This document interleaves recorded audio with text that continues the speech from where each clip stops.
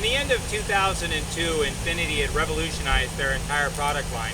They'd come out with three totally different vehicles, but built on the same chassis. One was the FX35, a sport utility based, believe it or not, on this exact same platform, but with more of a rounded body line. The G35 sedan also came out at the same time. Same platform, same 112.2-inch wheelbase as this two-door, but with a straight profile. And then the two-door, same 112.2-inch wheelbase with a more aggressive line. Automobile magazine proclaimed in their issue in December of 2002, shocker was the headline, that a Japanese car had actually defeated BMW in a one-on-one test for the most desirable sports car in the world, pound for pound, dollar for dollar. And this is that car, a 2003 Infiniti G35. Built on what's called the FM platform. Front midship means that the bias of the weight of the engine is actually behind the front axle, giving the car roughly 51-49 weight distribution, or approximately 50-50 weight distribution as soon as you sit inside the car. So a perfectly balanced car for people who like to drive fast. It handles absolutely amazingly well. It's one of the best handling cars. If this car was brand new today, it would still be one of the best handling cars in the world.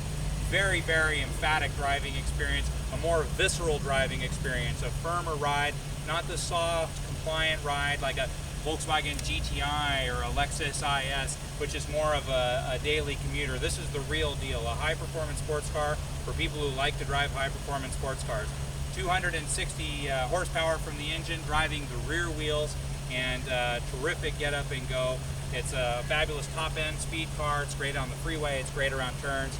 You'll very, very seldom come across a person who has anything other than very, very high marks and very positive things to say about Infiniti G35 Coupe.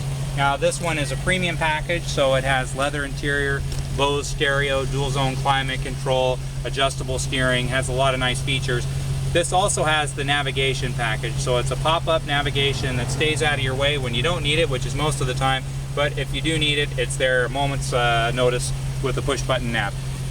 I'll push the button right here, and it pops right up and it's ready to go for you. Comfortable in the front, fairly spacious in the back since it's built on the same platform as its larger siblings. Although the sculpted roofline makes it a little more snug in the back seat, it's actually fairly roomy for even young adults. You can really stretch out for such a small car. The trunk, unlike the sedan, allows for a fold-down rear seat. The four-door version of this car does not have a fold-down rear seat. The two-door does. And so for trips you and a friend want to go away for the weekend, or if you're just loading up at Costco, you can actually store more in a two-door than you can in a four-door. And so it's hard to believe, but in some ways the two-door could be more practical.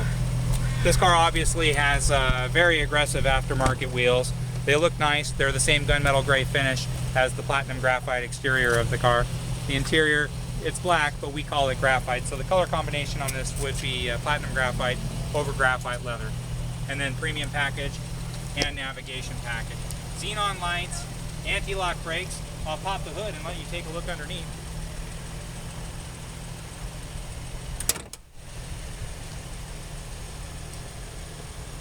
If you take a look at what these go for, 100,000 miles, 150,000 miles, even 200,000 miles.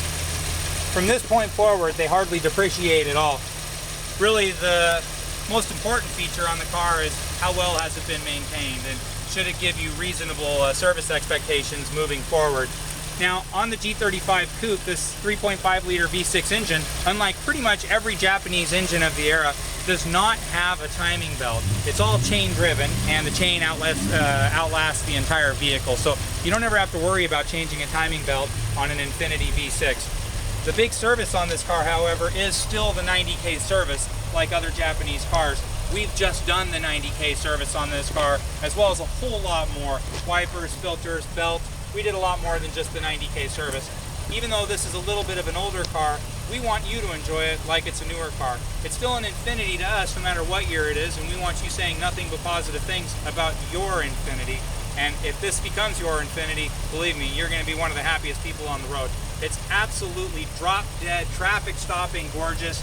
It's not a lot of money. It's very, very well serviced and reconditioned. This is a car you're going to love for years and years to come.